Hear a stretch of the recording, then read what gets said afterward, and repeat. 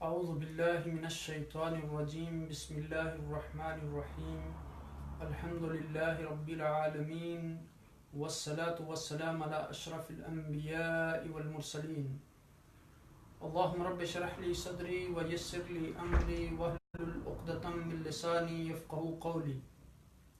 اللہم رب زدنا علما اللہم رب زدنا علما اللہم رب زدنا علما۔ اللہ پاک کی حمد و ثنا اور آقائے دو جہاں نبی مکرم تاجدار عرب و عجم سید المرسلین خاتم النبیین رحمت للعالمین کی ذات گرامی پر درود و سلام کے بعد رب کائنات کا احسان عظیم ہے کہ جس نے ایک بار پھر ہمیں یہ فرصت عطا کی کہ ہم قرآن حکیم کی اس مبارک مجلس میں مل بیٹھیں۔ اس نعمت پر ہم رب کائنات کا جتنا بھی شکر ادا کریں وہ کم ہے۔ اللہ سے دعا ہے کہ وہ قرآن حکیم کی ان آیات مبارکہ کو ہمیں صحیح طریقے سے پڑھنے، سمجھنے، ان پر عمل کرنے اور ان کا پیغام دوسرے لوگوں تک پہنچانے کی توفیق عطا فرمائے۔ اللہ کے فضل، اس کے احسان سے ہم نے گزشتہ درس میں سورہ بقرہ کی 267 تک کی آیات جو ہیں وہ مکمل کر لی تھی۔ آج انشاءاللہ ہم 266 آیات ہم نے مکمل کر لی تھی۔ آج ہم آیت نمبر 267 سے لے کر 270 تک کی آیات کو مکمل کریں گے۔ اللہ سبحانہ و تعالیٰ سے دعا ہے کہ وہ ہمیں ان آیات کو صحیح طریقے سے پڑھنے، سمجھنے اور بیان کرنے کی توفیق عطا فرمائے۔ آپ کے ذہن نشین ہوگا کہ گزشتہ درس میں ہم نے گفتگو کی تھی کہ وہ لوگ جو اللہ کے راستے میں اپنے مال کو خرچ کرتے ہیں ان کو 3 چیزوں کے ذریعے اپنے مال کو ضائع نہیں کرنا چاہیے۔ ایک تو دوسروں کو دکھ نہیں دینا چاہیے مال خرچ کرنے کے بعد،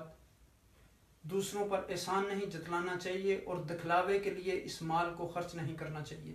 اگر آپ ان تینوں چیزوں میں سے کوئی بھی چیز کریں گے تو آپ اپنے صدقے کو تباہ برباد کر دیں گے، آپ کو کوئی اجر نہیں ملے گا۔ اور آپ کو پتہ ہے کہ اللہ کے راستے میں خرچ کرنے کا کتنا ثواب ہے انسان کو، اور ویسے بھی جو اس کے علاوہ آپ مسلمانوں کے نفع کے لیے خرچ کرتے ہیں اس میں بھی بہت بڑا اجر ہے۔ اللہ کے رسول صلی اللہ علیہ وسلم نے فرمایا کہ شیئان لیس افضل منہما الایمان باللہ والنفع بالمسلمین، 2 چیزیں جو ہیں ان سے بڑھ کر بہتر اور افضل چیز کوئی نہیں ہے، ایک اللہ پر ایمان لانا اور دوسرا مسلمانوں کو نفع پہنچانا۔ پچھلی آیات میں ہم نے اس بات پر گفتگو کی تھی کہ رب کائنات نے پچھلی آیات میں فرمایا کہ ان لوگوں کی صفات کیا ہونی چاہیے جو اللہ کے راستے میں مال خرچ کرنے والے ہیں، یعنی وہ دوسروں پر احسان جتلانے والے نہیں ہونے چاہیے، دوسروں کو دکھ پہنچانے والے نہیں ہونے چاہیے، صرف دکھلاوے کے لیے اپنے مال خرچ کرنے والے نہیں ہونے چاہیے۔ تو اب دیکھیں کہ پچھلی آیات میں ہم نے وہاں جب گفتگو کی تھی کہ مثل الذین ينفقون اموالهم فی سبیل اللہ کمثل حبۃ سبع سنابل فی کل سنبلۃ مئۃ حبۃ واللہ یضاعف لمن یشاء واللہ واسع علیم۔ تو اب دیکھیں کہ ایک دانے ان لوگوں کی مثال جو اپنا مال اللہ کے راستے میں خرچ کرتے ہیں اس دانے جیسی ہے جس سے 700 بالیاں نکلتی ہیں، اور ہر بالی میں پھر 100 دانے، اور اللہ سبحانہ و تعالی اگر چاہیں تو اس سے بھی بڑھا کر دے سکتے ہیں۔ اور اللہ کی وسعت، اس کے علم کی وسعت بھی ہے، اس کے رزق کی وسعت بھی ہے، ہر چیز میں اللہ سبحانہ و تعالی وسعت رکھتے ہیں۔ تو اب دیکھیں یہاں کہ اس کے بعد پھر یہ بتایا گیا تھا کہ یعنی اگر انسان اللہ کے راستے میں اپنا مال خرچ کرتا ہے تو اس کے پیچھے پھر یعنی دکھ نہیں ہونا چاہیے، تکلیف نہیں ہونی چاہیے، احسان نہیں ہونا چاہیے، تو ایسے لوگوں کے لیے بہت بڑا جو ہے وہ اجر ہے۔ اس کے بعد بتایا گیا تھا کہ اگر آپ کے پاس صدقہ کرنے کی یعنی طاقت نہیں ہے، وسعت نہیں ہے، یا آپ نہیں کرنا چاہتے تو اس سے بہتر ہے کہ آپ صدقہ کر کے دوسرے لوگوں کو عزا دیں، تکلیف دیں، دکھ دیں، انہیں کسی مصیبت میں پریشان کریں، ان کے نفس کو مجروح کریں، ان کو طرح طرح کی تکلیفیں دیں، لوگوں کے سامنے ان کا واویلا کریں کہ میں نے اس پہ صدقہ کیا، تو اس سے بہتر ہے کہ چند اچھے کلمات جو ہے وہ کہیں، تو وہ اس صدقے سے بہتر ہے جس کے پیچھے تکلیف ہو۔ تو اسی لیے یہاں کہا گیا تھا کہ اپنے صدقوں کو یعنی اس کے ذریعے جو ہے وہ اپنا ضائع نہ کریں، یعنی جو لوگ اللہ پر ایمان لائے اور آخرت پر، ان کو اپنے صدقوں کو ریا کے ذریعے ضائع نہیں کرنا چاہیے۔ تو ان لوگوں کی مثال ایسے بیان کی گئی تھی کہ جیسے ایک پتھر پر، پہاڑ پر مٹی ہوتی ہے، جب تیز بارش آتی ہے لوگ سمجھتے ہیں کہ شاید اس میں کوئی چیز اگی ہوئی ہے، تو جب تیز بارش آتی ہے تو وہ ساری پتھر کو صاف کر دیتی ہے۔ اسی طرح یہ لوگ بھی اپنی اس کمائی سے کچھ بھی حاصل نہیں کرتے جو مال دکھاوے کے لیے اللہ کے راستے میں خرچ کرتے ہیں۔ اب دیکھیں کہ اس کے بعد بتایا گیا تھا کہ وہ لوگ جو اپنا مال اللہ کے راستے میں صرف اللہ کی خالص رضا کے لیے، اس کی خوشنودی کے لیے، اللہ کو راضی کرنے کے لیے خرچ کرتے ہیں، تو انہیں اللہ کے ہاں بہت بڑا اجر ملتا ہے۔ اور پھر ان کی ایک خوبی یہ بھی بیان کی گئی تھی کہ وہ یعنی رضامندی کی طلب میں دل کی خوشی اور یقین کے ساتھ خرچ کرتے ہیں۔ تو ان کی مثال اس باغ جیسی بیان کی گئی تھی کہ جو اونچی زمین پر ہو اور زوردار بارش اس پر آئے تو وہ اپنا پھل دے، اور اگر نہ بھی ہو، تھوڑی بہت بارش ہو تو اس پر بھی وہ پھل دے۔ تو اب دیکھیں کہ اس کے بعد پھر ایک وہ بوڑھے کی جو مثال بیان کی گئی تھی کہ اگر ایک آدمی بڑھاپے کی عمر کو پہنچ جائے، اس کا ایک باغ ہو، پھر اچانک ایک آگ کا بگولا آئے اندھی کے ساتھ اور وہ اس باغ کو جلا دے، اب اس کی بچے بھی چھوٹے چھوٹے ہوں، وہ اس کی طاقت کمانے کی بھی نہ رکھتا ہو، تو ایسی عمر میں جب بڑھاپے کی عمر میں ہو، اس کا واحد سہارا وہ باغ ہو، اس میں خوبصورت انگور اور باغات کھجوریں ہوں، ہر طرح کے پھل ہوں، اور اچانک وہ جل کے راکھ ہو جائے، تو اسی طرح جو لوگ یعنی اپنا مال اس طرح خرچ کرتے ہیں دکھلاوے کے لیے، لوگوں کو تکلیف پہنچانے کے لیے، اور اسی طرح دکھ دینے کے لیے، احسان جتلانے کے لیے، تو ان کی مثال بھی ایسی ہے کہ یعنی انہیں یہ مال جب قیامت کے دن یہ مال انہیں کوئی فائدہ نہیں پہنچائے گا۔ تو اب ہم آتے ہیں اپنے آج کے درس کی طرف، جہاں سے یعنی ہمارے درس کا آج آغاز ہوگا۔ تو یہاں رب کائنات نے ارشاد فرمایا بعد اعوذ باللہ من الشیطان الرجیم بسم اللہ الرحمن الرحیم یا ایھا الذین آمنوا انفقوا، اے لوگو جو ایمان لائے ہو۔ اب دیکھیں کہ پیچھے بھی ہم نے گفتگو کی تھی کہ جب بھی رب کائنات یہ لفظ استعمال کرتے ہیں کہ یا ایھا الذین آمنوا، تو یہاں کوئی خاص بات ہوتی ہے، اہل ایمان سے گفتگو ہوتی ہے، متقین سے گفتگو ہوتی ہے، مومنین سے گفتگو ہوتی ہے، ان لوگوں سے گفتگو ہوتی ہے جو اللہ پر ایمان رکھنے والے ہیں، جو آخرت پر ایمان رکھنے والے ہیں، جو اللہ کے راستے میں اپنا مال خرچ کرنے والے ہیں، جو زکوٰۃ دینے والے ہیں، جو روزے رکھنے والے ہیں، جو حج کرنے والے ہیں۔ گویا اللہ کی ذات پر مکمل ان کا ایمان ہے، وہ ایمان بالغیب رکھتے ہیں۔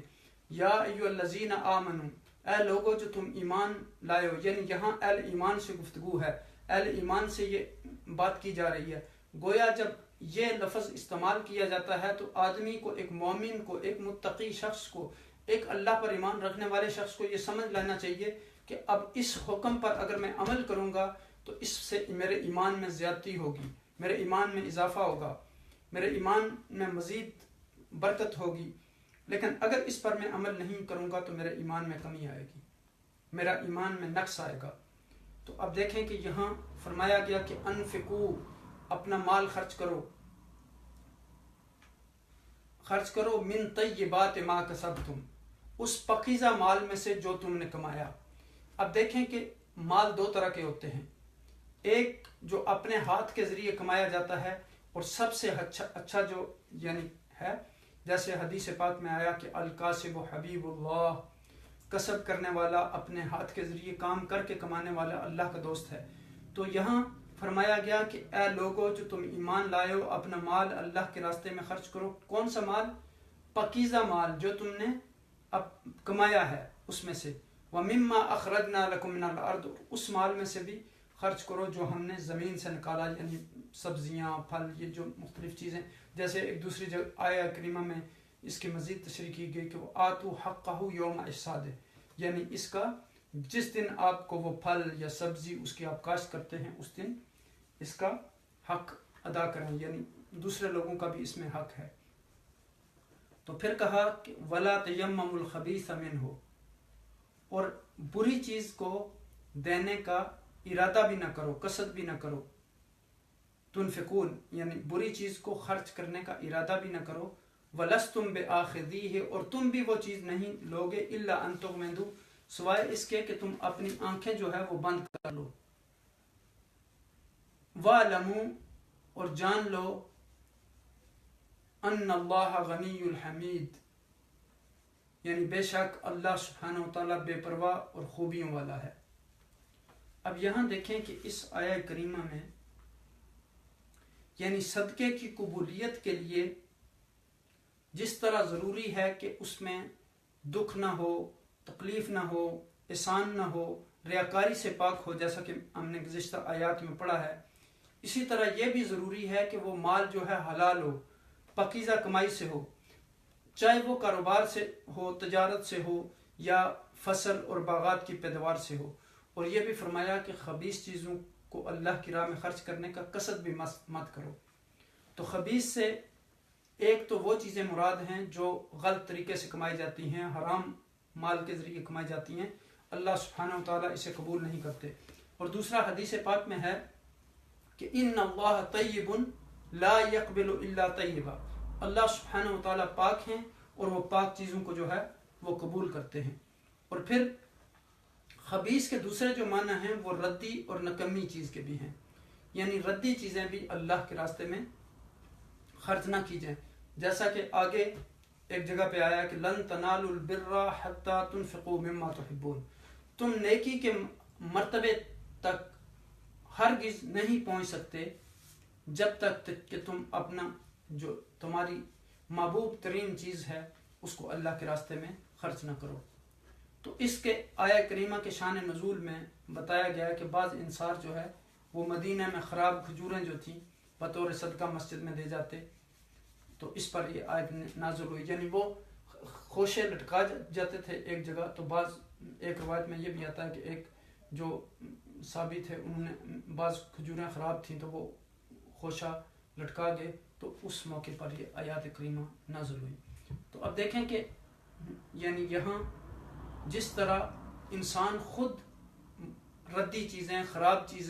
خراب مال پسند نہیں کرتا لینا، تو اسی طرح دوسرے لوگوں کو بھی ایسی چیزیں نہیں دینی چاہیے، اللہ کے راستے میں بھی ایسا مال خرچ نہیں کرنا چاہیے۔ اب یہاں دیکھیں کہ الشیطان یعدکم الفقر ویأمرکم بالفحشاء، یعنی شیطان تمہیں فقیری سے دمکاتا ہے، ڈراتا ہے، اور پھر کیا کرتا ہے وَيَأْمُرُكُمْ بِالْفَحْشَاءِ اور برائی کا حکم دیتا ہے۔ اور وَاللَّهُ يَعِدُكُمْ مَغْفِرَةً مِّنْهُ وَفَضْلًا، اور اللہ سبحانہ وتعالیٰ تم سے اپنی بخشش اور فضل کا دعویٰ فرماتا ہے، وعدہ فرماتا ہے۔ وَاللَّهُ وَاسِعٌ عَلِيمٌ، اللہ تعالیٰ وسعت والا ہے اور علم والا ہے۔ اب یہاں دیکھیں کہ حکمت سے بعض کے نزدیک یعنی جو ہے اگلی آیت میں جو آیا ہے وہ عقل و فہم ہے۔ تو اس آیہ کریمہ میں یہاں دیکھیں کہ جس طرح انسان اچھے کاموں میں اپنا جب مال خرچ کرتا ہے تو شیطان اس کو ڈراتا ہے، شیطان اس کو روکتا ہے کہ مفلس ہو جاؤ گے، غریب ہو جاؤ گے، فقیر ہو جاؤ گے، تمہارے اپنے لیے تو کوئی مال بچے گا نہیں۔ لیکن جب آپ برائی کے راستے میں کچھ چیز خرچ کرنا چاہیں تو اس وقت وہ مختلف چیزیں مزین کر کے آپ کے سامنے رکھتا ہے۔ یرید الشیطان ان یوقع بینکم العداوۃ والبغضاء ویصدکم عن ذکر اللہ، یعنی آپ کے درمیان میں دشمنی ڈالنا چاہتا ہے، آپ کو اللہ کے راستے سے روکنا چاہتا ہے۔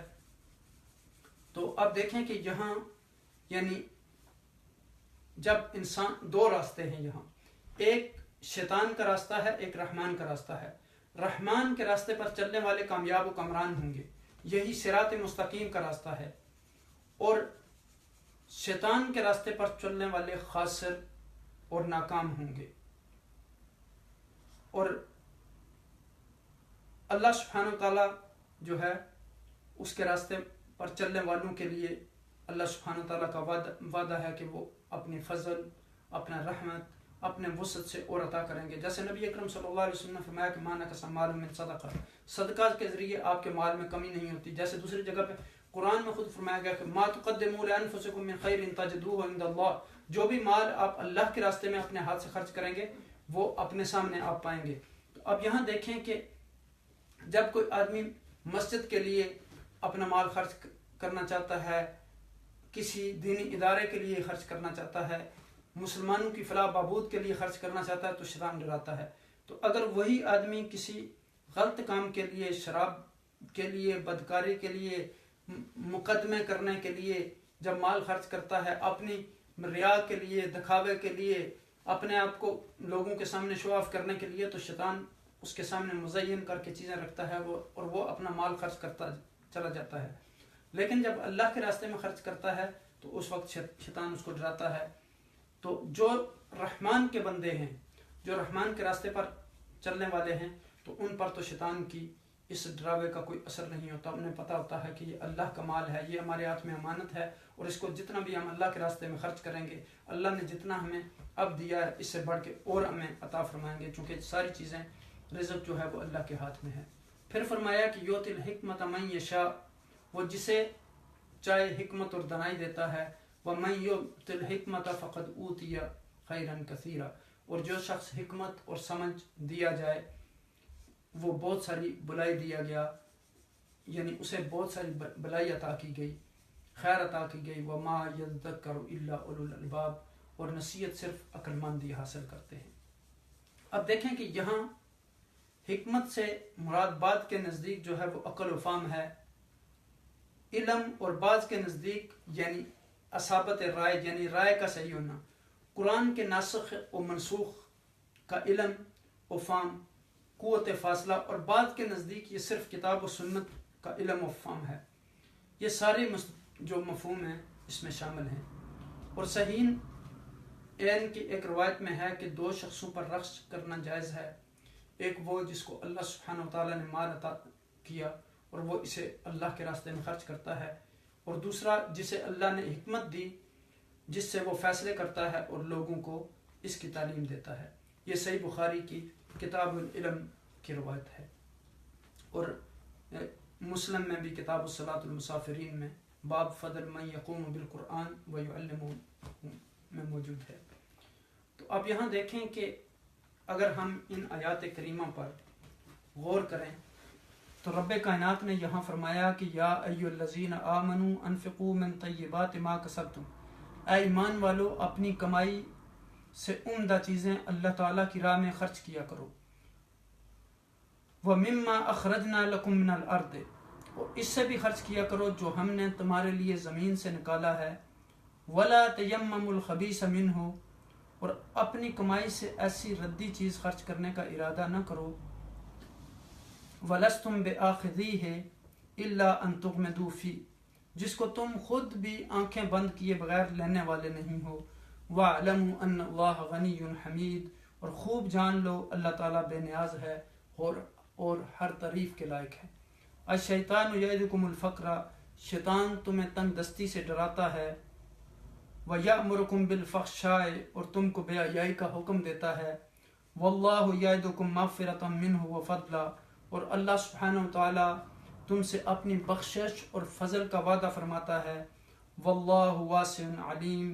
اللہ تعالیٰ بڑی وسعت والا اور سب کچھ جاننے والا ہے۔ یؤتی الحکمۃ من یشاء، وہ جسے چاہے دانائی عطا فرماتا ہے، وَمَن یؤت الحکمۃ فقد اوتی خیرا کثیرا،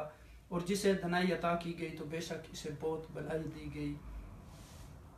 وَمَا يَذَّكَّرُ إِلَّا أُولُو الْأَلْبَابِ، اور صرف عقل مند ہی نصیحت قبول کرتے ہیں۔ اب دیکھیں کہ ان آیات کریمہ میں حقیقتاً اہل ایمان کی تربیت کی جا رہی ہے، ہمارے لیے اس میں تربیت کا سامان ہے۔ اللہ تعالیٰ نے یعنی ہمیں بہت سے بہتر انعامات سے نوازا ہے، لہذا جب اس کی راہ میں خرچ کرنے کی باری آئے، اللہ سبحانہ وتعالیٰ کہتے ہیں کہ میں نے تمہیں بہت سے انعامات سے نوازا،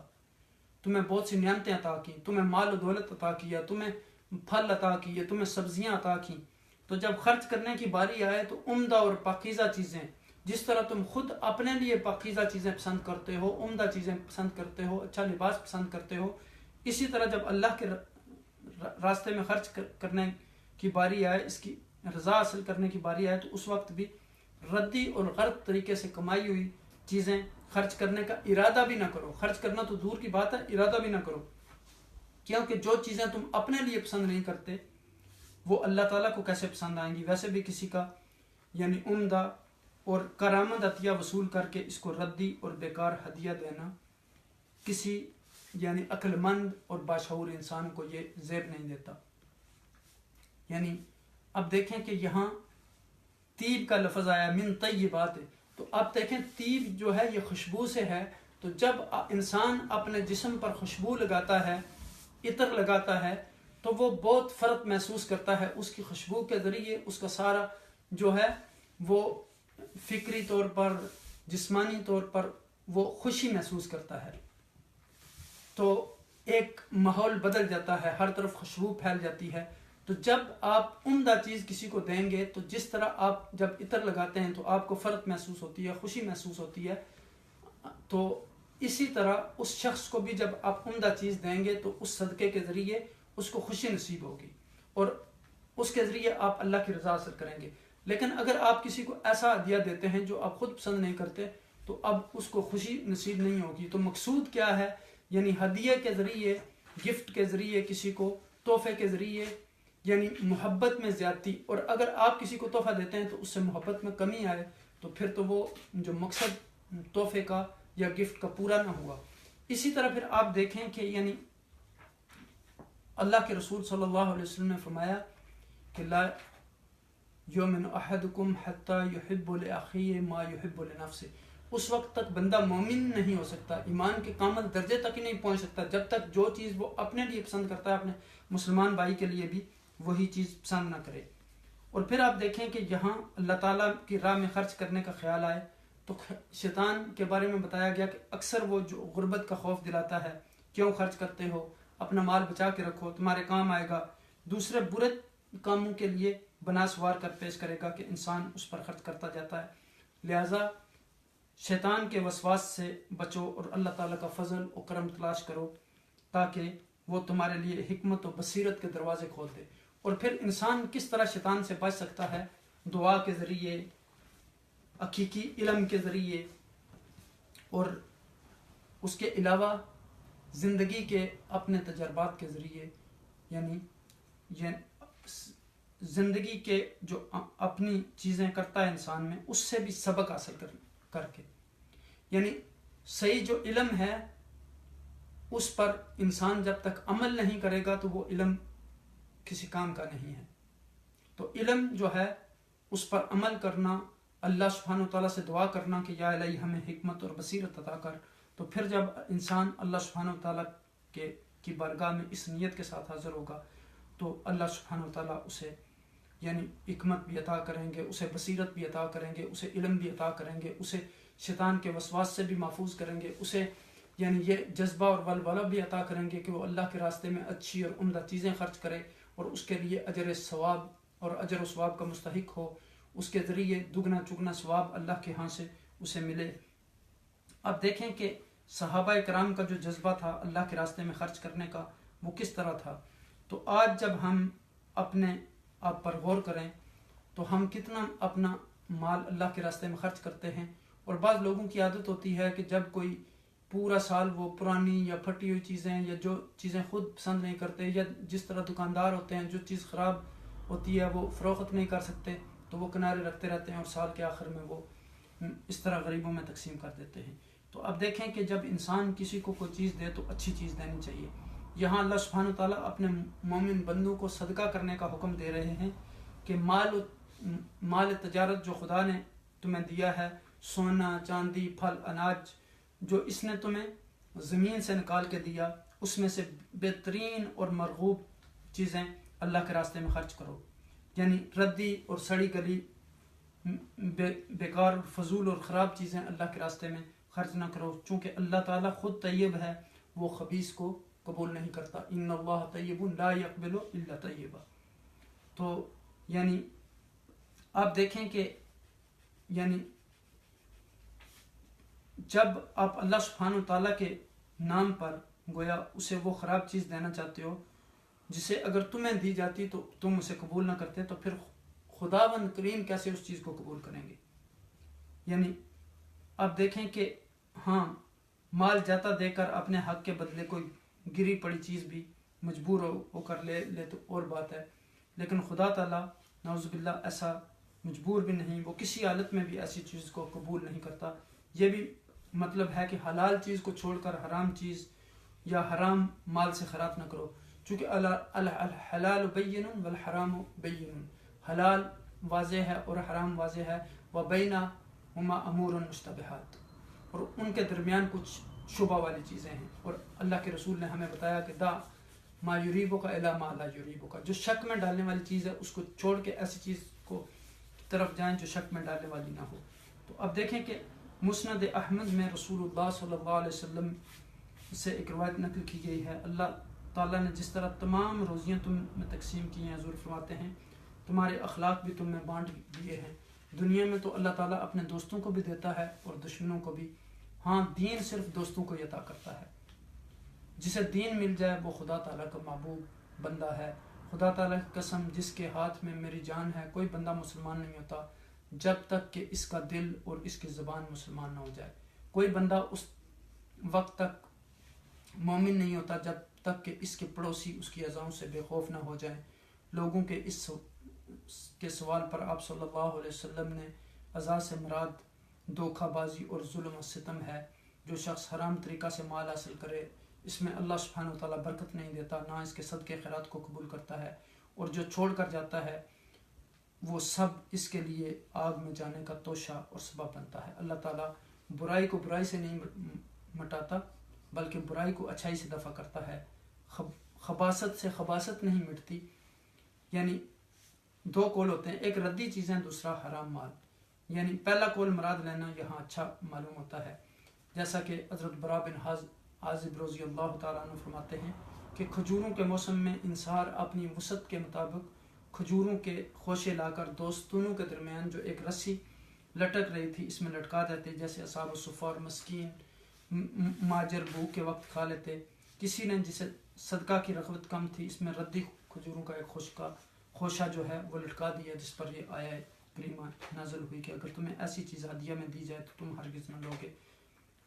ہاں اگر شرم و لحاظ سے بدل نفاستہ لے لو تو اور بات ہے۔ اس کے نازل ہونے کے بعد ہم میں ہر شخص بہتر سے بہتر چیز لاتا تھا۔ ابن ابی حاتم میں آیا کہ ہلکی قسم کی کھجوریں اور وائی پھل لوگ خیرات میں نکالتے، جس پر یہ آیت اتری، اور حضور صلی اللہ علیہ وسلم نے ان چیزوں سے صدقہ دینا منع فرمایا۔ اور اسی طرح حضرت عبداللہ بن مغفل رضی اللہ تعالیٰ عنہ فرماتے ہیں مومن کی کمائی جو ہے وہ کبھی بھی خبیث نہیں ہوتی، مراد یہ ہے کہ بیکار چیز صدقے میں نہ دو۔ اور پھر یعنی آپ دیکھیں یہاں کہ لن تنالوا البر حتى تنفقوا مما تحبون، یعنی جب تک آپ اس چیز کو جو آپ کی محبوب ترین چیز ہے اللہ کے راستے میں خرچ نہیں کریں گے، اس وقت تک آپ نیکی کے حقیقی مرتبے تک نہیں پہنچ سکتے۔ تو اب دیکھیں کہ یہاں ان آیات میں ہمیں بتایا گیا کہ اللہ کے راستے میں عمدہ چیز کو خرچ کریں، اچھی چیز کو خرچ کریں، یعنی ایسی ردی اور بیکار چیزیں جن کو ہم خود پسند نہیں کرتے ان کو اللہ کے راستے میں خرچ نہ کریں، جن چیزوں کو ہم خود بھی لینا پسند نہیں کرتے۔ اور پھر یہ بتایا گیا کہ شیطان کے وسوسوں سے انسان کو پناہ مانگنی چاہیے، اللہ سے دعا کے ذریعے، گریہ زاری کے ذریعے، اللہ کی قربت کے ذریعے، علم پر عمل کر کے۔ اور پھر یہاں دیکھیں کہ یہ فرمایا گیا کہ یعنی اللہ سبحانہ وتعالیٰ جسے چاہتے ہیں اسے حکمت و بصیرت عطا کر دیتے ہیں، اور جس کو حکمت و بصیرت عطا کی گئی گویا اسے بہت بڑی بلائی دی گئی، بہت بڑی خیر دی گئی۔ اور یہ صرف نصیحت والے لوگوں کے لیے ہے، جو غور و فکر کرنے والے ہیں، جو اہل دانش ہیں، جو اہل عقل ہیں، جو اہل فکر ہیں، جو اہل نظر ہیں، یعنی ہر آدمی کو اللہ سبحانہ وتعالیٰ جو ہے وہ یہ حکمت عطا نہیں کرتے۔ تو آپ دیکھیں یہاں کہ یعنی ان آیات مبارکہ میں ہمارے لیے درس ہے کہ ایک تو یعنی انسان کو اپنی کمائی میں سے جو وہ خود کماتا ہے، حقیقت میں یعنی یہ بھی اللہ کی طرف سے دیا ہوا مال ہوتا ہے، انسان اپنی کوشش کے ذریعے کچھ بھی نہیں کر سکتا، چونکہ بعض اوقات بعض لوگ ہوتے ہیں کاروبار کرتے ہیں محنت کرتے ہیں لیکن اس کے باوجود نقصان ہو جاتا ہے. تو جب تک اللہ نہ چاہے تو وہ یعنی انسان کو مال و دولت نہیں مل سکتا. تو حقیقت میں یہ اللہ سبحانہ تعالیٰ کا دیا ہوا مال ہے, چاہے وہ ہم اپنے ہاتھ کی محنت کے ذریعے کمائیں یا وہ زمین سے ہمیں ملے. اس لیے اچھی اور عمدہ چیزیں اللہ کے راستے میں خرچ کرنی چاہیے اور تاکہ ہم اللہ کی رضا کے مستحق ٹھہریں. اللہ سبحانہ تعالیٰ کے بندوں کو جب خوشی ہوتی ہے تو جب آپ کسی بندے کو اچھی چیز دیتے ہیں صدقے میں خیرات میں, تو جب اس کو خوشی ہوتی ہے تو حقیقت میں اس کے ذریعے آپ اللہ کی رضا اور خوشنودی حاصل کرتے ہیں. چونکہ آپ تو اللہ کی رضا کے لیے وہ اپنا مال خرچ کر رہے ہیں اور اللہ کی رضا کے لیے جب خرچ کرتے ہیں تو وہ 700 گنا بڑھا کر زیادہ آپ کو عطا کرتا ہے. اس میں آپ کے مال میں کمی نہیں ہوتی. اللہ کے رسول صلی اللہ علیہ وسلم نے ہمیں یہ گارنٹی دے دی کہ اللہ کے راستے میں خرچ کیا ہوا مال جو ہے اس میں مال میں کمی نہیں ہوتی. اور پھر جو بھی وما تقدموا لانفسکم من خیر تجدوه عند اللہ, جو بھی مال آپ اللہ کے راستے میں خرچ کریں گے اس کو آپ اللہ کے ہاں پائیں گے. اور پھر جس طرح اللہ کے رسول صلی اللہ علیہ وسلم نے ہمیں بتایا کہ اذا مات ابن آدم انقطع عمله الا من ثلاث صدقۃ جاریۃ وعلم ينتفع به وولد صالح يدعو له.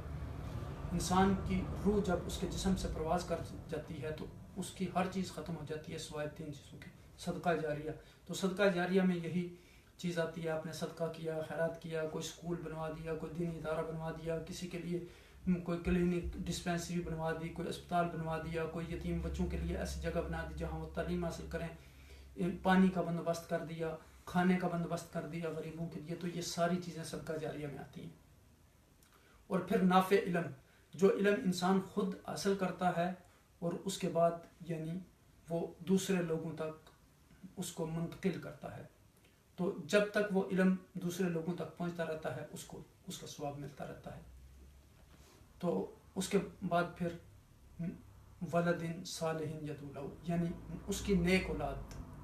یعنی جس کی اس نے تربیت کی ہے وہ جب اس کے لیے دعا کرتی ہے تو وہ بھی ہمیشہ باقی رہتا ہے. اور نبی اکرم صلی اللہ علیہ وسلم نے فرمایا علموا اولادکم ثلاث خصال حب نبیکم وحب آل بیتہ وقراءۃ القرآن. اپنی اولاد کو 3 چیزیں سکھاؤ, ایک تو ان کو قرآن پڑھنا سکھاؤ, حضور نبی اکرم صلی اللہ علیہ وسلم کی محبت سکھاؤ, اور حضور نبی اکرم صلی اللہ علیہ وسلم کے اہل بیت ان کے خاندان کی محبت سکھاؤ. اللہ پاک سے دعا ہے کہ وہ ہمیں قرآن حکیم کی ان آیات مبارکہ پر صحیح طریقے سے عمل کرنے کی توفیق عطا فرمائے اور قرآن کا پیغام دوسرے لوگوں تک پہنچانے کا ذریعہ بنائے. میری دعا ہے کہ اللہ سبحانہ وتعالی رمضان المبارک کے بعد بھی ہمیں اسی طرح عبادت کرنے کی توفیق عطا فرمائے, ہمیں اسی طرح نماز پڑھنے کی توفیق عطا فرمائے, ہمیں اسی طرح قرآن کی تلاوت کرنے کی توفیق عطا فرمائے کہ جس طرح رمضان کے مہینے میں ہم پابندی سے یہ ساری چیزیں کرتے تھے, وہی رب جو رمضان کا رب ہے وہی اس کے بعد سارے مہینوں کا رب ہے. اس لیے انسان کو ہمیشہ اسی طریقے کے مطابق, بیسیکلی یہ ایک کرش ٹریننگ کورس ہے رمضان, تاکہ اس سے نکل کر پھر پریکٹیکلی آدمی اسی طرح ساری چیزیں ہم اس ڈسپلن میں رہ کر نظم و ضبط کا مظاہرہ کرے. اللہ سے دعا ہے کہ وہ آپ تمام حضرات کی مشکلات کو آسان فرمائے, جو بیمار ہیں ان کو شفائے عاجلہ کاملہ عطا فرمائے, جو اس دنیا سے چلے گئے ہیں اللہ سبحانہ وتعالیٰ ان کو جنت الفردوس میں اعلیٰ عرفہ مقام عطا فرمائے, اور جہاں جہاں مظلوم مسلمان ہیں ان کو اللہ سبحانہ وتعالیٰ آزادی کی نعمت عطا فرمائے اور ان کی خزانہ غیب سے مدد فرمائے. اللہ سبحانہ وتعالیٰ قرآن کے نور سے ہمارے دلوں کو مزین فرمائے. جزاکم اللہ خیر وما علینا الا البلاغ. میری آپ سے درخواست ہے کہ جس طرح آپ دوسری ویڈیوز دوسرے لوگوں کے ساتھ شیئر کرتے ہیں, قرآن کے اس پیغام کو پھیلانے کے لیے آئیں, مل کر ہم ساری دنیا میں قرآن کے اس پیغام کو پھیلائیں, دوسرے لوگوں کے ساتھ اس کو شیئر کریں. اللہ سبحانہ وتعالیٰ آپ کو جزائے خیر عطا فرمائے. السلام علیکم ورحمۃ اللہ وبرکاتہ.